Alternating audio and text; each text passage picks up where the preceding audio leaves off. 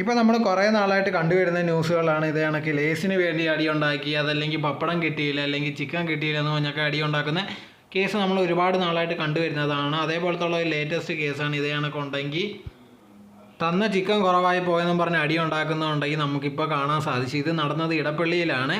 ഇത് അവിടെ വന്ന പിള്ളേരുണ്ടെങ്കിൽ ഇത് എനിക്ക് തനിക്ക് കിട്ടിയ ചിക്കൻ ഉണ്ടെങ്കിൽ കറക്റ്റായിട്ട് കിട്ടിയില്ലെന്നും പറഞ്ഞുണ്ടെങ്കിൽ ചോദ്യം ചെയ്യുക. അത് കഴിഞ്ഞിട്ട് മാനേജർ ഉണ്ടെങ്കിൽ ഭയങ്കര ഹീറോയിസോ അല്ലെങ്കിൽ ഭയങ്കരമായിട്ട് കാണിക്കുന്ന പോലെ കത്തി എടുത്തുകൊണ്ട് പോയി പിള്ളേർക്ക് നേരെ ഭയങ്കര ഷോയൊക്കെ കാണിക്കുന്നുണ്ടായിരുന്നു. ഇതേപോലെ ഒരുപാട് പേരുണ്ട് ചുമ്മാ ഷോ കാണിക്കാൻ വേണ്ടി ഇത് എനിക്ക് കത്തി എടുത്തുകൊണ്ടൊക്കെ ഇറങ്ങുന്നതായിരിക്കും. പക്ഷേ അവർക്കൊരു വിവരമില്ല.